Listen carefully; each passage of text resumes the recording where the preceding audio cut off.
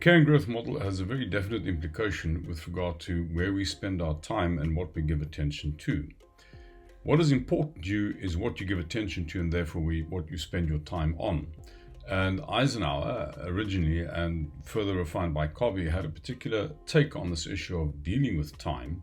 They said that of all the things you can give attention to or spend your time on, you can either give attention to things that are urgent or things that are not urgent.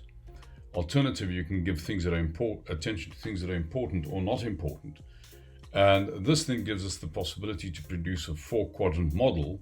And every one of those quadrants have a different implication in terms of, if you like, the effectiveness of what you spend time on. The first quadrant, they would call things like results-focused activities, deadlines, crises, anything that's concerned with an outcome. And there's a very definite implication for spending time on these things, because if that's me and the rest of the world surrounds me, I can either give attention to or spend time on what I'm getting from the world, or I can give attention and spend time on what I'm giving to the world. And any outcome, any result, any deadline, any crisis is really concerned with what is coming from the other to me. And by definition, those are things I do not have control over. In other words, when I give attention to results, I make myself weak. I make myself feel like I'm out of control. The quadrant 3 and quadrant 4 activities that Eisenhower and Covey speak about are, in a sense, trivial. I mean, the first one is about interruptions and emails, popular activities. I mean, these are things that might make an urgent sort of demand to our attention, but aren't particularly important in their own right. Quadrant 4 activities are literally time wasters, like, the odd computer game and so on. But the interesting quadrant from Eisenhower and Covey's point of view are quadrant 2 activities, which are things like preventative activities, long-term planning, relationship building, and so on. And Covey refers to these activities as sharpening the saw activities.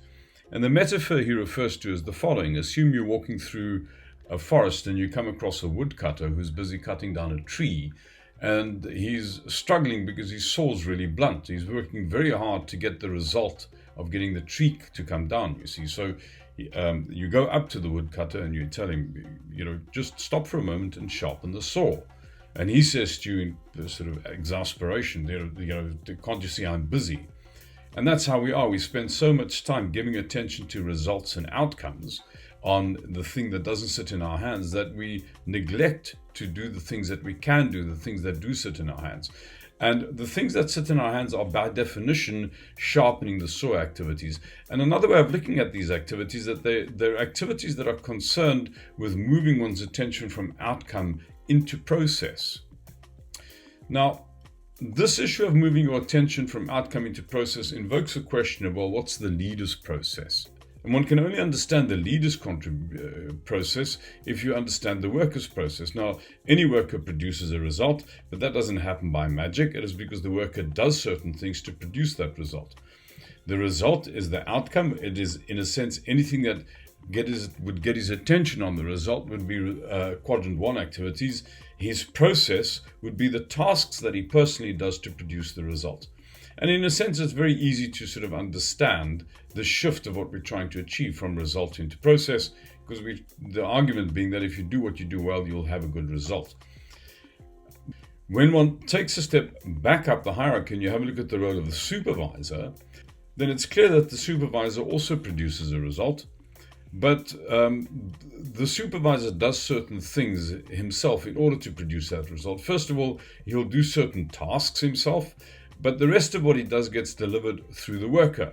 And his process, what he personally does in order to set the worker up, is to care for the worker, to give the worker the means, the ability, and the accountability to do what's required of him.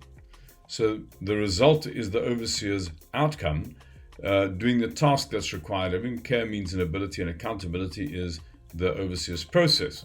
If we now have a look at the role of the overseer's boss, then clearly the boss also produces a result, but her contribution is to do certain tasks herself and to care for the overseer, to give him the means, the ability, and the accountability to do what's required of them.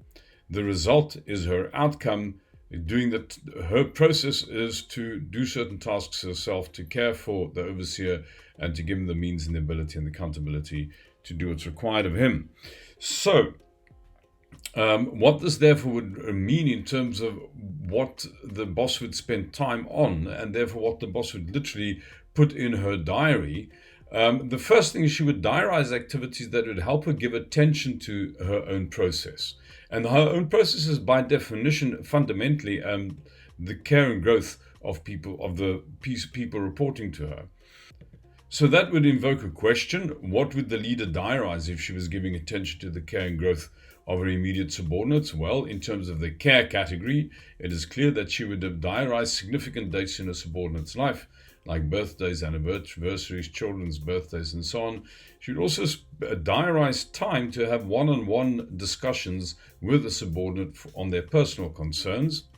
In terms of giving time to issues relating to means, the first thing is, does she actually give the subordinate one-on-one time? Secondly, has she diarized time to investigate whether each of her subordinates has the resources, tools, the authority to do what's required of them, and so on?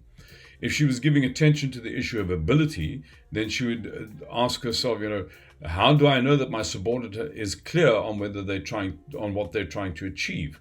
And secondly, what would I go and watch if I were to spend time, and where would I spend time if I wanted to get an understanding of my subordinate's ability? Finally, relating to the issue of accountability, the first thing that the leader would ask is the standard clear to my subordinate? If their performance is above standard, do I diarize time to recognize and reward them? And if their performance is below standard, do I dedicate time required to discipline them, or indeed to find out why their performance is below standard? So if one wanted to take this idea and sort of turn it into a bit of a skill, then it suggests that one could spend time on where you spend time. In other words, once a month, stop and ask yourself, looking at the last month, have I dedicated time to my own process? And decide on what you need to give attention to, and then drop the appropriate dates into your calendar in order to give attention to those things. And very important, stick to your commitments. Thank you very much.